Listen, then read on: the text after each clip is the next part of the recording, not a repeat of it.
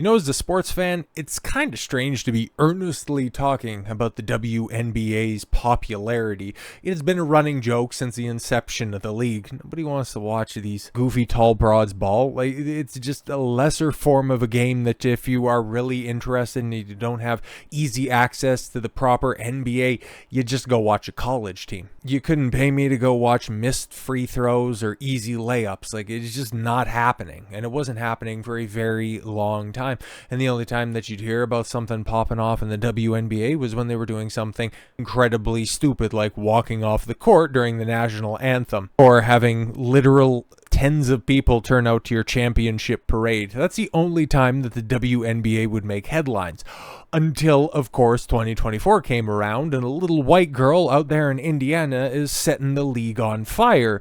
But because it's the WNBA and nobody quite hates women like women, we can't just let the game naturally take off, right? So Caitlin Clark, according to Shaquille O'Neal, accuses the WNBA stars of professional jealousy towards Indiana Fever phenom. And to be completely honest, Shaq rather is 1,000% right. These hoes is jealous. 100%. Caitlin Clark is the victim of professional jealousy in her debut WNBA season, according to Shaquille O'Neal. Clark, who was drafted by the Indiana Fever with the first overall pick in this year's WNBA draft, which, I'll be completely honest, did anybody really know that there was a WNBA draft before Caitlin Clark came around? Yeah, I don't think so. Has endured a challenging start to life in the big leagues after her historic college career in Iowa, as well as losing 10 of her first 13 games. Yeah, because most WNBA teams are trash. The Fever rookie has been subjected to brutal treatment on the court from rival players. Chicago Sky's Chennedy Carter, thinking that this is the Professional Women's Hockey League, which I think that's a thing. It's kind of funny. It's like if women play a game on an empty or in an empty arena on an empty rink, do they really play a game at all? The shocking moment was even sparked a debate around race and sexuality. With a late night talk show host, Bill Maher, recently claiming that she's only being targeted by WNBA rivals because she's white and heterosexual.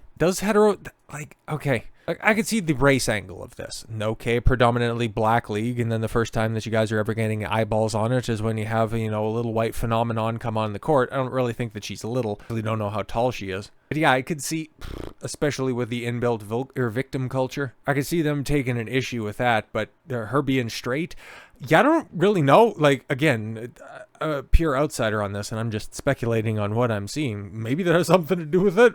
It's not as ludicrous as was that Sonny Hostin from The Stupid View, which, let's be completely honest too, Bill Maher is just kind of like the male version of The View. Some of his goofy ass takes. So Sonny Hostin, I'll say, it's because she's a young, attractive white girl, and it's like, attractive? Really?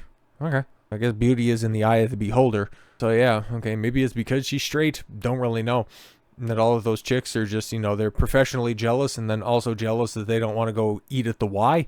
And amid the controversy, O'Neal has weighed in on Clark and why opposition players are making a beeline for her.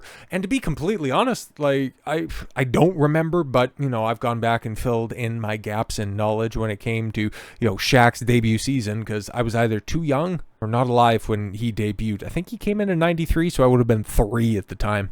But yeah, Shaq was tearing up the league for the Orlando Magic during his rookie year, breaking backboards, breaking spines, breaking records in the process. So yeah, if anybody's going to know about a rookie phenom stepping on the court and being at the center of the ire of a lot of professional jealousy, it would definitely be Big Diesel. So I think where people get upset is, as a player, you don't want to be forgotten.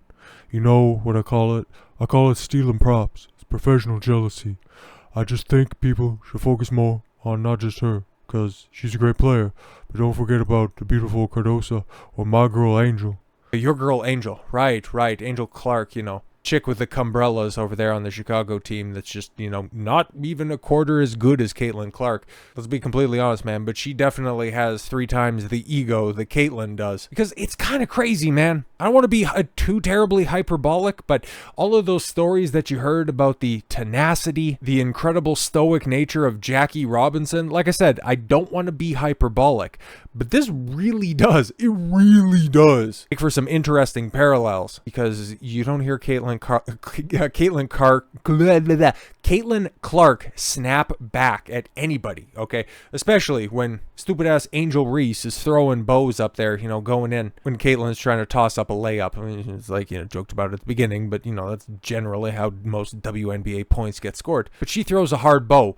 It's mostly a basketball play. Caitlin Clark doesn't, get up and start shoving and pushing people around, or even in post-game press conferences, she's not out there just, playing the victim card. She's just saying, hey man, it's just a hard game that's out there. It's a lot to get adjusted to. She's being exceptionally humble, not buying into anybody's bait, including RG3 of all people, calls Caitlin Clark and Angel Reese pawns in a race war.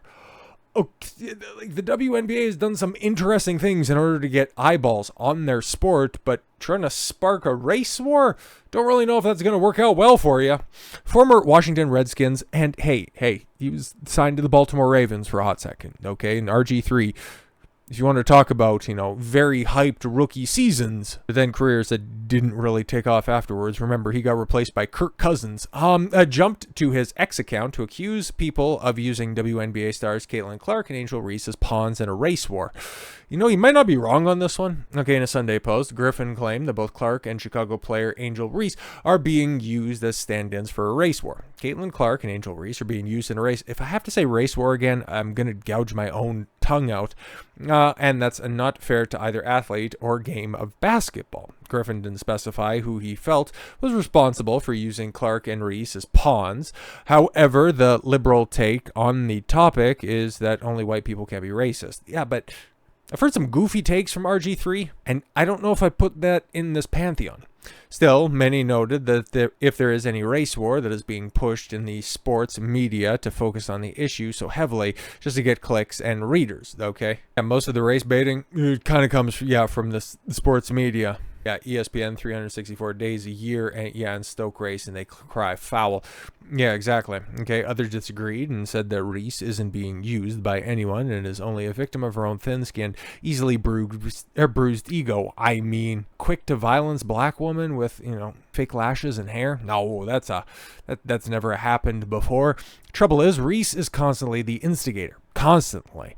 Reese feeds the fire, as she has a personal grudge against Clark. Yeah, exactly. She wants to try to turn this into a Larry Bird, Magic Johnson type situation, but she's not nearly as talented as Magic Johnson, okay? Hell, she's not as talented as James Worthy. Hell, she's not even talented as Byron Scott, for Christ's sakes. Caitlin Clark, on the other hand, I haven't watched a game from buzzer to buzzer. All I see is the stat lines and the fact that she is the central focus of every team that takes the court in opposition to her, and she still does reasonably well. I think she's put up a couple of 30-point games. Can you say the same for Angel Reese? Outside of giving herself the moniker of, Brooklyn Barbie or something like that? Bronx Barbie? I don't know. OnlyFans in 2026 when she washes out of the league. All she has is the controversy, because if she has to rely on her skills, it's going to be a short day at the office. That's basically what we're trying to get down to, because she made a name for herself at LSU in college, but it was always in opposition of Caitlin Clark. Caitlin Clark can be a superstar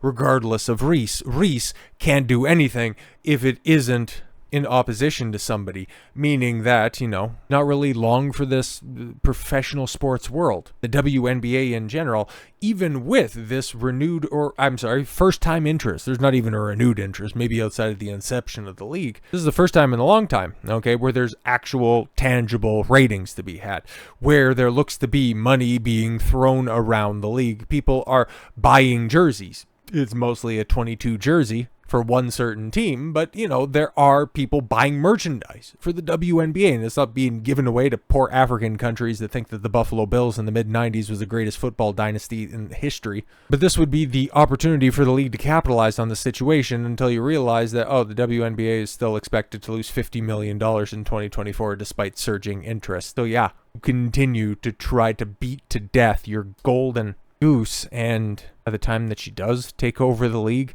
and by the time that you continue to heap criticism and just constantly attack her, don't be surprised if one day Caitlin Clark gets the ring from some sheik out there on a flyer out to Dubai, to set up something somewhere else, make her an icon in another forum, and leaves the WNBA high and dry. Because if you're getting attacked every single day, when is enough going to be enough? Let's break down these numbers here real quick. The WNBA is reportedly set to see losses rise to $50 million this year, despite a record-breaking start to 2024. The North American League ended May with its highest attended opening month in 26 years and record viewership across ABC, ESPN, and CBS. However, the WNBA remains unprofitable in its 28th year. National Basketball Association Commissioner Adam Silver said in 2018 that the WNBA lost an average of more than $10 million annually since its founding, and the Washington Post has now reported that the league and its teams are expected to lose $50 million in 2024, a five-fold increase. Securing a lucrative domestic rights deal in 2025 will therefore be crucial to the WNBA's quest for profitability, but its recent audience growth means the league is in a strong negotiating position. The influx of college stars such as Caitlin Clark and Angel Reese has helped fueled fresh interest in the WNBA, notably Clark's regular season debut for the Indiana Fever, which averaged 2.12 million viewers on ESPN, making it the most watched WNBA game in 23 years. That's kind of crazy. But you can also look at this, Toronto's getting a team, which is ridiculous, man. Okay. So you're going to have an expanded pool where resources are going to have to be spread even further. There's not going to be another transcendent college class like you had in 2024, meaning that the talent pool is going to get watered down even more. They're also looking at expanding to 16 teams by 2028, and now that they're all flying private, not that they've earned it, but because they think that they've earned it, because Caitlin Clark is making their game relevant, that's costing and digging more into their profits. This is just what happens, okay? You have a league for women, run by women, subsidized by men. Best of luck to you, Caitlin Clark, because, oh boy, in the long run, you're going to need it. So with all that said, thank you all very much for the gift of your time. I've been Don Consuelo. I want you to follow your gut and get after it. Take care, everyone.